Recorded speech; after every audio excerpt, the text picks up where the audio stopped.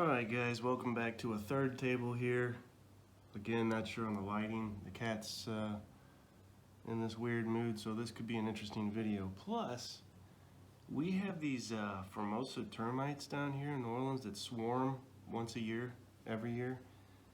Lasts about 2 or 3 weeks, and I think we're on the downhill side of it. But, as my place is so old and has a few issues, they tend to be attracted to light, so they've been known to on occasion fly in here and watch me fiddle about, so we'll see how that goes. If I get too much kamikaze action in here, I'll have to shut her down and turn all the lights off. That's the only way to deal with them. They're harmless, they don't hurt anything. The ones that fly and annoy you are not the ones that chew your house up. But that said, I would like to thank everybody for the wonderful positive comments that they made regarding the video that my brother and I were able to slap together on a moment's notice during his whirlwind tour of Louisiana here. Wasn't here long, just a couple of days, but we did manage to go to the World War II History Museum, which was awesome, and that was that. So what I have you here for, I've been fiddling with this game here, and this isn't going to be a rigid playthrough or anything like that, but I can't even get the thing on camera. Let's try it this way. Devil's Den, right? So I've set this up on a third table, so I think every table I have in this house now has a game of some form or other on it. Anything else I set up will have to be on the floor at this point. But I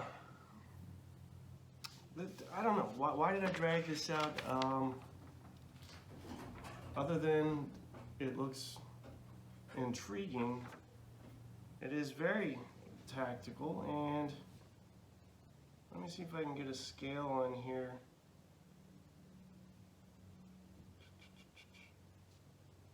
Oh, I don't remember what it is now, but I think it's actually less scale-wise. It is more scoped in than, say, a squad leader map would be. So you're really in there. And of course, Devil's Den, what is this? Deals with it's a company battalion level simulation of the Confederate assaults against the Union position at, well, Devil's Den, but also a little round top on the second day of the Battle of Gettysburg. When did this come out? This came out, and I believe this is an Eric Lee Smith design. Am I wrong? Let me verify that. The map you're looking at was by Charles Keebler, so good work there, Chuck.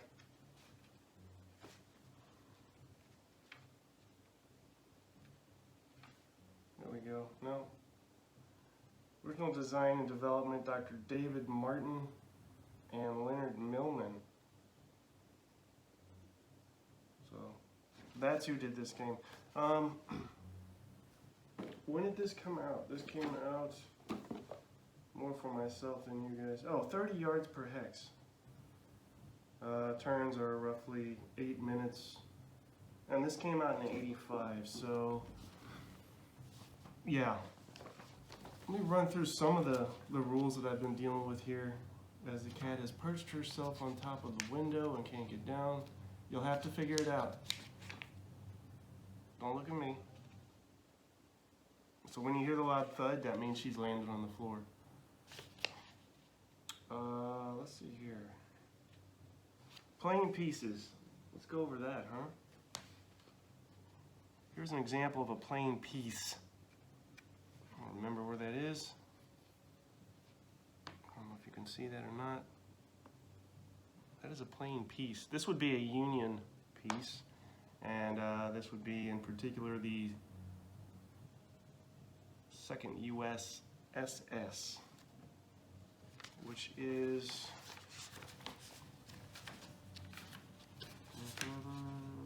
sharpshooters. Yeah, 2nd U.S. sharpshooters. That unit designation, and of course the main number that you need to worry about is the strength points. That would in fact be A3. And then the morale on these guys are designated via letters, such as A, C or B, etc. Primarily infantry here. You do have artillery as well, such as thus. I don't know if my camera will ever be able to focus on this. That's an artillery piece, and then you get a crew that goes with it. They can be limbered or unlimbered. And whipping through some key points regarding this game. We've got your sequence of play. Let's go over that. You deal with the command phase. That breaks down into replacement officers replaced in play. Disordered units may attempt to rally. Confederate player rolls for the Fatigue of Laws Brigade beginning game turn 15. Each regiment is checked to see which units are within command radius of their officer. And each brigade officer announces which regimental officer or out of command unit within his command influence will receive a command bonus. Now, I would remind you that the scenario I'm playing, and I'll get to that, is again an introductory scenario, and it does not involve advanced rules. So a number of these things will not come into play for the scenario that I am playing. That brings you to B, the activation phase. Now you have to think of this as a kind of assigning orders phase. That's how I've come to perceive it. You will, let's see, during this phase, each regimental officer, and these are broken down by regiments. We'll get to that in a second when I go over the setup on the board. All disordered in command units which did not spontaneously rally can rally. You can change formation, assign march orders, or action orders such as double time march, remove or fix bayonets, volley fire, melee, charge, gather ammunition, and construct breastworks. C is movement phase. That is when you actually move. D is the fire combat phase. And that's broken down by defensive fire first, and then the active player can fire. Followed by your melee combat phase, then your ammunition and breastworks phase. Breastworks phase sound like something you should do on your honeymoon. Let me get this cat down. She's just going to keep doing this. Come on, what have you done? Why do you go up there if you can't get down? I know exactly. So don't go up there, huh? Yeah, go eat.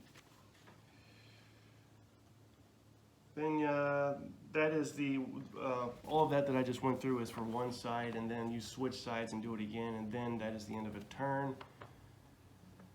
Command, you have your regimental commanders, right? This would be, for instance, a regimental commander, not that my camera will focus on this that I'm aware of, but that is in fact Colonel. And you know, this is really right at the limits of my ability to read. I'm getting at that age. Colonel Walker, I believe, 4th Maine, is my understanding. Is that right? There we go. All right, so the numbers that are on that counter are his command distance and the command points that he has to spend for units to conduct actions. Any action that is conducted is paid for through that numerical value on your regimental commander. More to say about that later as well. It goes through your various command point costs depending on what you do. Goes over officers, which you can have officer casualties in here and battlefield promotions. It goes over movement restrictions. You do have facing in here, which is interesting. I'm a big fan. I approve. You also have something in movement called random movement, which is kind of cool. Now, if you're out of order, and I guess this is like, I don't know, Blunder maybe with, what is it, Blucher miniatures, Napoleonic miniatures rules. If you're out of order, you can roll on the random movement chart, and that will determine if you advance, hold, or retreat. One of those three may not be, in fact, what you desire to do. You have independent units in here, which is what the sharpshooters are here, for instance. I also believe the artillery or the cannon are independent as well. Could be wrong. Your formations, in general, you have line or column. And based on that, your costs on what you do vary. For instance, let me find a chart here. Your charts consist of this. You have two sheets, both identical. That's one side, and then this would be the opposite side. But so for instance, if it's mostly the same here. Looks like a lot of the costs are actually the same whether you're in line or column. But your movement for sure varies. Now, for instance, if you move through a clear hex in column, it costs 1 movement point. Now, infantry have, I think, 10 movement points. But if you're in line, it's going to cost you double to move through a clear hex. So that means 2 movement points. So that covers formations. Artillery can be limbered or unlimbered. Again, it goes over facing. You have really front and rear. So the 3 hexes to a unit's front are its front, and the 3 hexes to its rear would be its rear. Stacking, you're not allowed to stack more than 8 strength points, or what is it here? No more than 3 friendly units in a hex. So whichever you get to first, that is the limit. Zones of control affect quite a few things in this game. Infantry units in line formation, that is to say those that are not ineffective and not out of ammo, and artillery units capable of fire combat exert a rigid zone of control.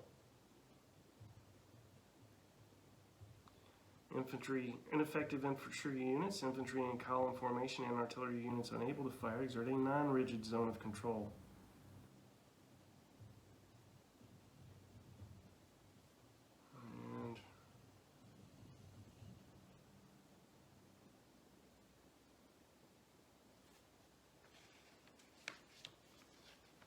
An enemy unit must stop all movement upon entering a rigid zone of control.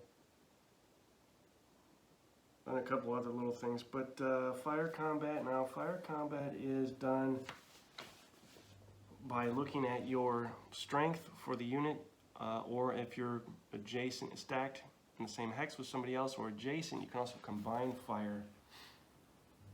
Then you'll go to your fire combat results table, find your fire strength column, determine if your target is in clear, rough, or woods, or rough/woods. And then you will adjust the column for various situations, such as if your target is at a higher elevation, you're going to shift the column to the left. If the target is in a clear hex at a 3 hex range or less, you're going to shift the column to the right. Then you roll 2 dice 6. And this is, I guess you call it a 66 system. So you have a colored die and a white die. The colored die represents the 10s, and the white represents the 1s. And then follow what you roll and go across. Combat results can consist of, where's the combat results? Disordered or step losses. I think that's it, right? That's it, yeah. You're either going to get nothing, a disordered result, a 1-step loss, or a 2-step loss. That is it. all you're dealing with there. And again, obviously, as I just told you how this works, it is not a odds ratio thing, which I appreciate immensely. Line of sight is in here, as you would expect. Melee combat talks about disorder and rally, how to rally, learn about your morale, and then an effective unit. So an ineffective unit is essentially a unit that if it takes a step loss, so this one is a 2 strength. If it takes a step loss, it becomes ineffective because its next strength on the back is 1. This was a 3 on the front and a 1 on the back, and it took a step loss, it would you just put a 2 step loss marker on there. If it took another step loss, you would just flip it over to its 1 strength side, which also designates it as ineffective. And ineffective units have certain penalties they have to deal with. Informs you about retreat, Union artillery, 2nd U.S. sharpshooters, and reinforcements. Victory conditions, you can get 1 victory point for each strength point eliminated. You have victory points for regimental officers eliminated or captured. Points for guns captured or destroyed. 10 victory points each brigade broken due to casualties. And that's only in the major battle scenario, etc. A few others. So the particular scenario I have here is the assault on Devil's Den. And the Union set up first, pretty much along this line. Now I have moved up since. Where I'm at right now in the game is the latter part of the first turn, right at the point where Union can fire. I already went through the Confederate turn and the Union movement phase. The Confederates started off board and started arriving as reinforcements on the first turn. Confederates went first. They basically started moving. They have to enter between here and here, and they just kind of moved up this way. Union, the right arm of the Union has kind of swung around to meet them, bring them within range. Don't want to advance too far as the Union, because it's not really to my benefit to do so. Additionally, for this scenario, there are 2 hexes here that are victory point hexes. If the Confederates can grab those, that would be Hawks Ridge. So, and it gives you the exact hex that everybody sets up on, and more I've come to appreciate that as opposed to a free form setup, because I don't know that I know what I'm doing with certain things. So telling me where to put the guys to begin with gets me off on the good foot.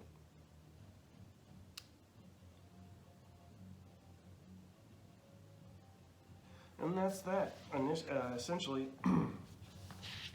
once you're comfortable with playing and learning things in the basic game, you can move to the advanced game. And in the advanced game, you can expect to deal with brigade officers, special officers, infantry charge, double time march, fence removal, split fire or firing at more than 1 hex, multiple unit fire, which I've already somewhat usurped, volley fire, bayonets, ammunition depletion, Confederate fatigue, Confederate artillery. For this scenario, we don't deal with Confederate artillery at all. Confederate sharpshooters, breastworks, and opportunity fire, as well as Devil's Den itself. We got some notes and credits. Devil's Den historical commentary. Talks about Little Round Top. A long list of Confederate and Union biographies, and then some more charts on the in the back of the rule book. So by way of example, let me run through some of this here. So for instance, we had this Union sharpshooter here, and there are special rules dealing with him, but for the basic game, I'm just treating him as a normal unit.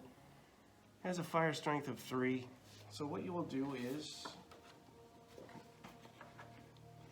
grab your, and it does not cost, here's the thing, right? Oh, and I was going to go over the units. We have the sharpshooters here, 2 of them here, then we have the 4th Maine, all the way up to the 124th New York, through to the 4th New York Artillery, and then more 124th New York, followed by the 86th New York, and then we have, for whatever the hell reason, this 4th New York Artillery that was way back here trying to make his way down. I guess their beans and wieners didn't finish cooking and they got left behind.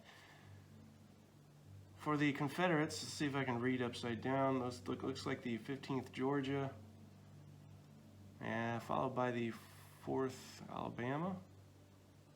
Granted, I'm reading these upside down. 44th Alabama. And that is all we have thus far. Now, we do have a significant amount of Confederate reinforcements that still need to arrive, depending on what turn it is. And we also have, say, 3 Union regiments that will be arriving as reinforcements as well. So let's go back to our sharpshooter here. Fire strength of 3, firing at this guy in the clear. So we go to our clear, fire strength 3 column, and then we start running through our adjustments. Target at a higher elevation. No, it is not. Is the target behind a stone wall, crest, or breastworks? No. Fence is not a breastworks. Is the target in a rock hex? It is not. I don't hear any music. Target is in unit, is a unit from 2nd USS? No, it's not. Target is artillery? No. Firing units have fixed bayonets? No. Target and clear hex at 3 hex range or less? Yes. 1 column to the right, please. Fire enters target hex through rear? No. All firing units are volley or rapid fire? No.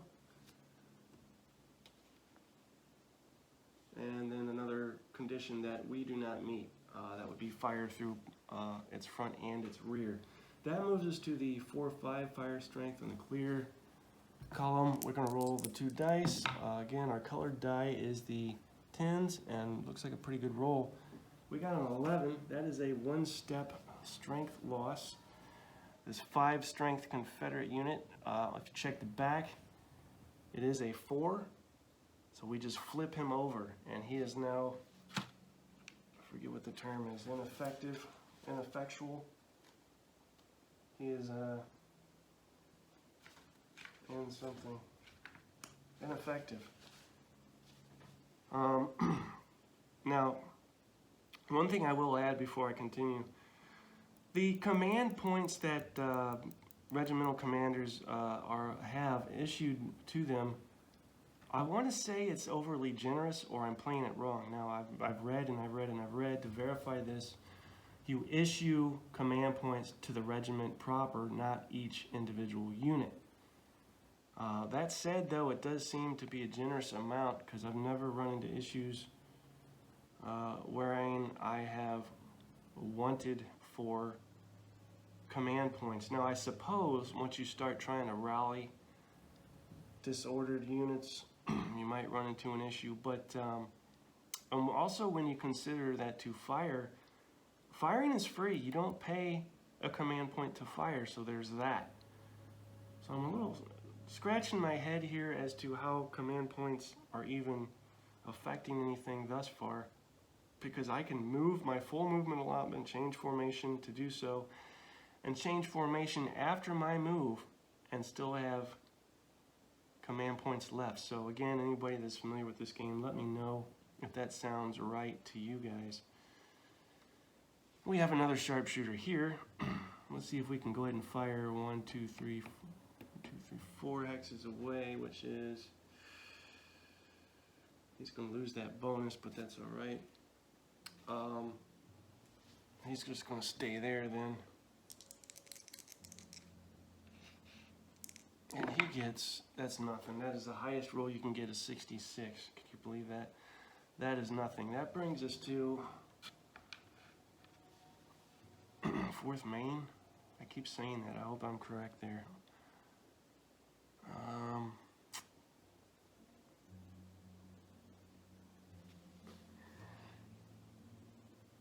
Only has a command strength of 2. I mean, but I'm taking the shot anyway. 1, 2, 3, 4, 5.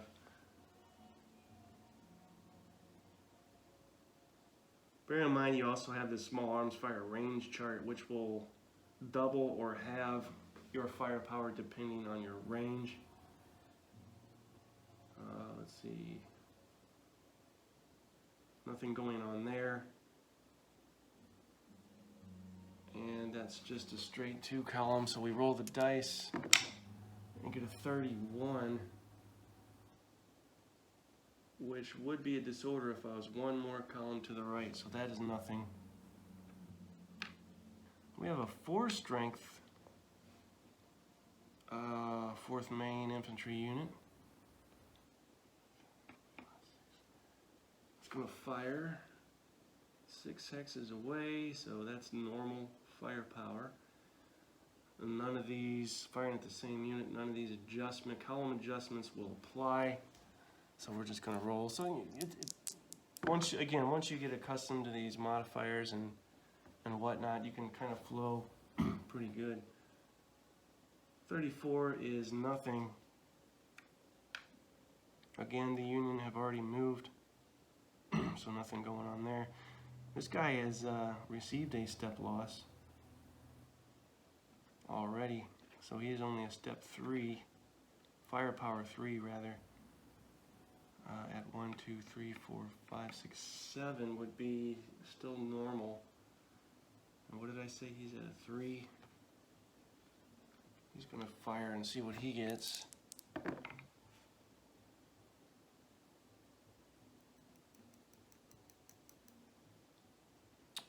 And the Confederates have already done their defensive fire, if you're wondering on that. If it was the very start of the fire phase, the non-active player would get a defensive fire. 25 is what I rolled. That is a D for disordered. So we find a D. So this guy is not only ineffectual, he is also disordered. He's having a bad day. Brings us here to this 4th Maine. 5, 6, 7. So he's at 7, and that is still nothing firing at the same guy. You know, suppose I could combine fire, or should combine fire. I think you're only supposed to fire at.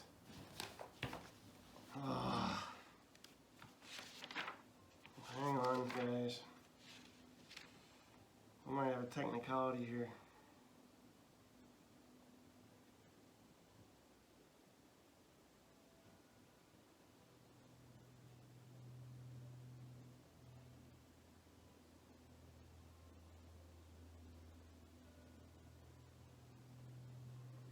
So it says each unit or stack of units may be fired upon only once per fire combat phase by each type of weapon: infantry, small arms, and artillery.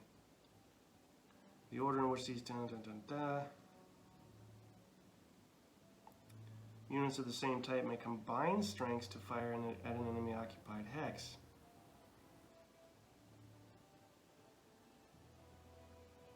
So essentially what I've done is not allowed. I think I've fired at this guy 3 or 4 times now.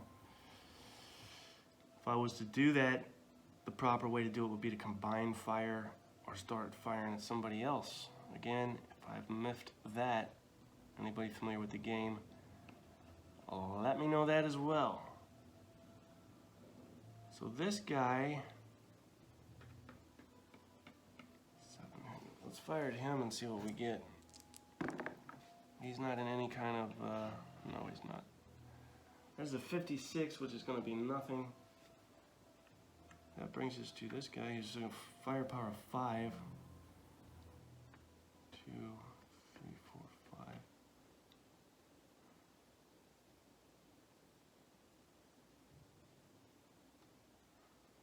I'll fire at this guy here.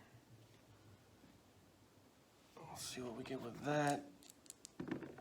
That is a 52. That is nothing as well. Not doing so good here. So cannot fire at him because we've already fired at him, but his line of sight is blocked anyway. So then we'll go 1, 2, 3, 4, 5, 6, 7. Can fire at him. Let's do that. And we'll see what we get. That's a 53, and that is nothing as well. That brings us to this guy. I'll fire at him.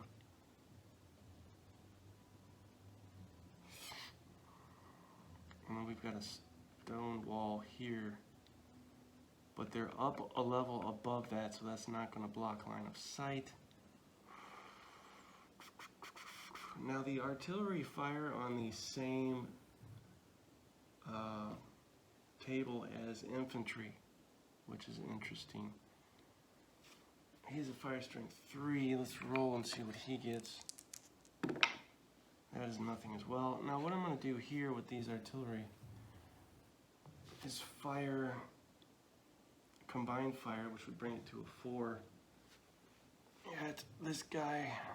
Now if we get a step loss, since they have a regimental commander stacked with them, they could potentially lose that commander. Ooh, 24. 24 is a step loss. 1 step loss from some combined cannon fire. 5, that 5 becomes a 4. And we need to roll on the commander loss table. We roll 2 dice. And that add them together, we get a 3. Where's my commander?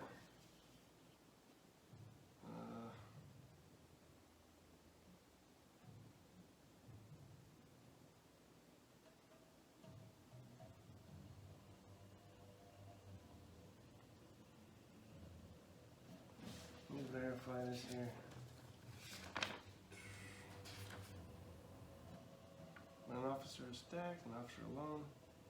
Roll 2 dice and consult the officer casualty table. I rolled a 3. Nothing happens. So they lucked out there. And then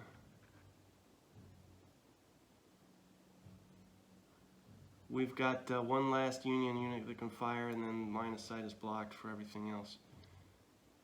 Now he has a strength of 3. We drop down to the 3 column. Firing at this guy here. Can't see him. Wouldn't be able to see that guy, and this has already been fired at. So that is essentially the end of the, based on the rules, end of the Union fire phase. That would be the end of turn 1. Brings us to turn 2, which starts with the Confederates. Now, what you will do at the beginning of the turn, again, is check your reinforcement schedule, which was in the back of the rule book. Turn 2, we get Union and Confederate reinforcements, but just for right now, we'll concentrate on the Confederates. So what we get is Robertson's 3rd Arkansas, 1st, 4th, and 5th Texas. What did I say? 1st, 4th, and 5th Texas? Oh, Lord.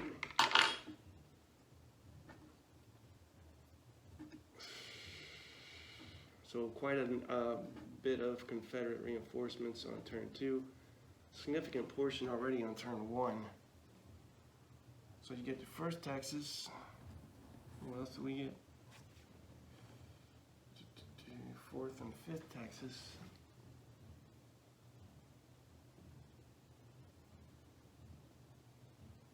Which we don't get 4th and 5th Texas because this is a abbreviated beginner scenario, so ignore that. Do we get the 3rd Arkansans? No, yes. We do get the 3rd Arkansans.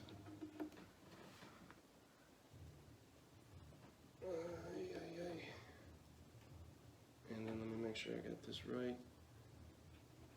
Bring these guys down. I really need to finish this game soon because this is sitting way too low table height wise for the cat. Alright, now let me verify that. That is 3rd Arkansas, 1st Texas, and then 4th and 5th, but we don't get 4th and 5th because of the type of scenario we're playing. So, where do they enter at? They enter in Area 2, which pleases me, because instead of having to come in over here and move further up, we can start just a frontal right down the center move. Let's start with, I can't even read these, Colonel Manning, 3rd Arkansas. His command range is a 6, and he has 10 command points, so he's got a lot going for him there. I didn't stack too much in the first turn. I might do so this turn. 8 strength points, huh? These guys seem to be a lot more formidable than what came on the first turn. I'll just say that. You would initiate and assign commands and then have them carry them out. Let's just go ahead and do that. And it's cheaper to move if you're in column. Movement point wise, command point wise, I don't think it makes a difference. Does not. So 2 command points spent to issue a march command, and then they move, right? So that leaves 8 command points. What does he need with these 8 command points? Formation change, I suppose. What is the formation change? Change formation is 1, so do they enter? They enter on line, so if we want to change to column, that would cost 3. Now we're at 3 command points, and then if we want to change back to line at the end, that's 4. So that's still 6 remaining command points. I don't understand the generosity there. Again, unless I'm doing something wrong, which is highly likely. These guys are in column.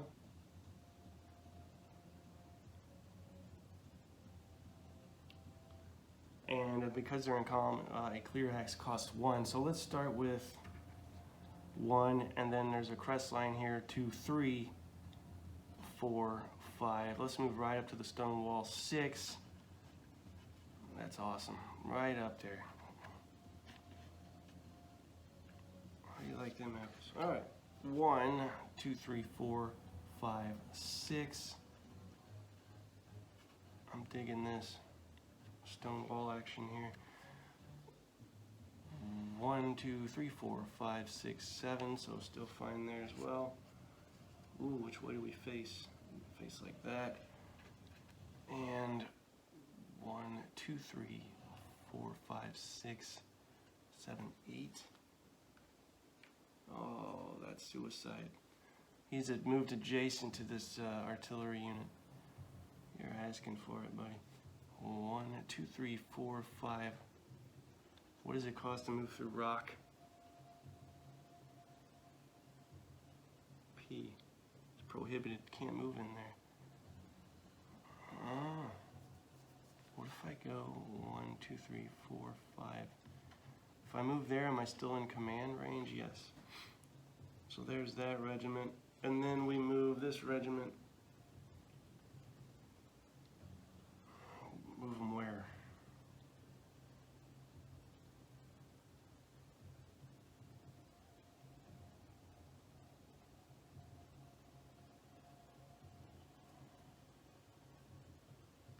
Move them here.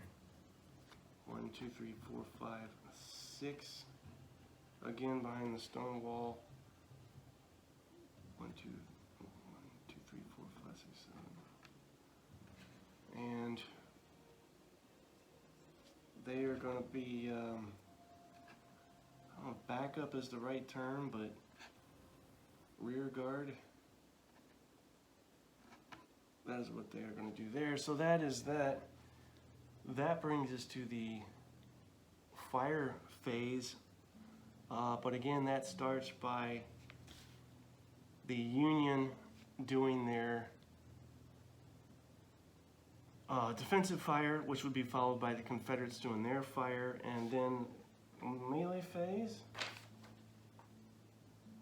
And there would be, I'd have to verify that, but there could potentially be melee here with this 4th New York artillery crew, unless they don't fight in melee and just automatically withdraw. I'm not clear on that. I'll have to check the rules. But that's the way it's looking now. Initial thoughts on this: I think it is unfair to give an opinion this early, especially since I'm just playing a watered down, abbreviated beginner scenario. I think that if you play the full-blown scenario, a lot of things come together. You get a lot more detail, a lot more going on. My complaint really is I'm kind of spoiled in a lot of the things that I've been playing lately, things that I've set up and designed for my own pleasure. Not a whole lot of time spent maneuvering, just not even maneuvering, just flat out ground covering movement to get close enough to start maneuvering. I don't know what it is, but these days it seems like a waste of time. But I get it. So I think if this is played with the blowout scenario, there's a lot going on, a lot more to keep track of, but I think you're going to be equally rewarded for your efforts. So that's a quick look at Devil's Den. We'll see how it goes. Fiddle with this some more, iron out some more rules, and take it from there. But if you guys are familiar with this game, have any comments, questions, I'd love to hear them. So let you guys go. Have a good week.